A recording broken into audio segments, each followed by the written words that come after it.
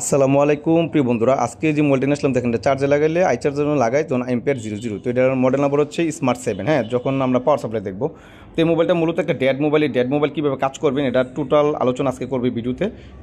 Short video, ছোট্ট video দেখেন। যখন পাওয়ার সুইচ প্রেস করি তখন 11, আবার জিরো চলে আসতেছে, আবার প্রেস করি 5, 7, 4, ছেড়ে দিলে 0, মানে পাওয়ার সুইচ যখন ছেড়ে দিতেছি তো সাথে সাথে জিরোতে চলে আসতেছে। হ্যাঁ, তো এমতো অবস্থায় একটা মোবাইলের শর্ট থাকার সম্ভাবনা সবচেয়ে বেশি। হ্যাঁ, শর্ট থাকার সম্ভাবনা খুব বেশি। তো আমরা এখন এটা মোবাইলটাকে চার্জে লাগানোর পর আমরা মোবাইলের চার্জিং আইসি থেকে যে ইনপুট পাওয়ার এসি নেয়, হ্যাঁ, পাওয়ার এসির জন্য যে ইনপুটটা সেটা আছে কিনা আমরা সেটা চেক করবো প্রথম।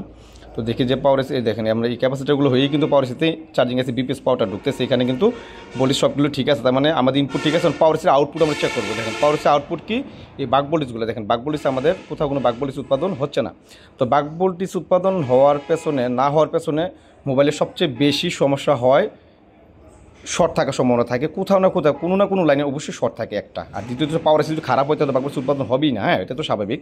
তো আপনি অবশ্যই, আমি এই পাওয়ার এসি কিন্তু চেঞ্জ করে দেওয়া হয়েছে, তো চেঞ্জ করার পরও বাক ভোল্টেজ উৎপাদন হইতেছে না, তার মানে কোথাও না কোথাও শর্ট অবশ্যই এই মোবাইলে আছে, এটা আমি শিওর। হ্যাঁ, তো যেহেতু যে সেন্সটা দেখেছি এই ক্ষেত্রে কিন্তু সেন্সও কিন্তু আমি বুঝতেছি যেটা শর্ট থাকার সম্ভাবনাই বেশি। তো আমরা খুঁজে বার করবো এখন পাওয়ার এসির আশেপাশে, আমরা সব জায়গায় মাপ দিব যে কোথাও না কোথাও শর্ট অবশ্যই আছে, যেহেতু এটা বাক ভোল্টেজ উৎপাদন হইতেছে না। হ্যাঁ, যতক্ষণ পর্যন্ত বাক ভোল্টেজ উৎপাদন হবে না, আগে পাওয়ার এসি একটা চেঞ্জ করে দেখছেন, ধরেন আমরা পাওয়ার এসি চেঞ্জ করছেন, তারপরও বাক ভোল্টেজ উৎপাদন হইতেছে না, মানে বাক ভোল্টেজগুলো উৎপাদন হচ্ছে না, তখন কী করবেন, আপনার কোথাও না কোথাও শর্ট আছে আপনার পুরো মোবাইলের প্রত্যেকটা সেকশন। আর যেহেতু এটা পানির পরে সেট, যদি পানির পরে সেট হয় তো প্রত্যেকটা সেকশন আপনাকে মাপার দরকার আছে। দেখেন আমরা বাক কয়েলগুলো চেক করলাম, এখানে কিন্তু মান কিন্তু ভালো দেখাইতেছে, মান কিন্তু সমস্যা নাই।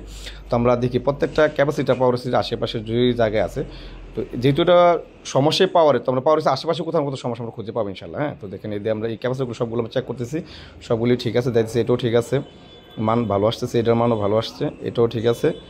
আচ্ছা, এটা দেখে এটাও দেখেন, এখানে একটু সন্দেহ আছে, দেখ ওইদিকে দেখি ওই সাইডটা। হ্যাঁ, তাহলে তার মানে কি একটা ক্যাপাসিটি আমরা শর্ট পাইলাম অলরেডি, এখানে এক জায়গায় আমরা শর্ট পাইয়ে গেছি। আপনারা মিটার দিকে খেয়াল করেন আমরা কোথায় কোথায় শর্ট পাইতেছি আর আপনি কীভাবে ভাঙবেন শর্টটা। হ্যাঁ, তো একটা কথা বলবো, যদি আপনার এই যেই শর্টটা আপনি বিটম্যাপে চেক করার পর দেখছেন যে এটা সিপিইউ এবং এমএসির সাথে কানেক্ট আছে, তাহলে অবশ্যই আপনাকে এখানে ভোল্টেজটা পাওয়ার সাপ্লাই কমায়া ভোল্টেজটা যত নিম্ন সম্ভব, মানে প্রথম 1.8 দেন, না হয় 2.2 দেন, না হয় 2.8 দেন, এইভাবে আস্তে আস্তে আপনাকে এম্পিয়ারটা বা ভোল্টেজটা মানে বাড়াইতে পারবেন। হ্যাঁ, আর যদি বিপিএস পাওয়ারের শর্ট থাকে বা আপনার প্রাইমারি সেকেন্ডারি হলে তো আপনার 4.2 ভোল্ট দিয়েও আপনি শর্ট রিমুভ করতে পারবেন, কিন্তু সিপিইউ তো কানেক্ট থাকলে অবশ্যই আপনাকে কমিয়ে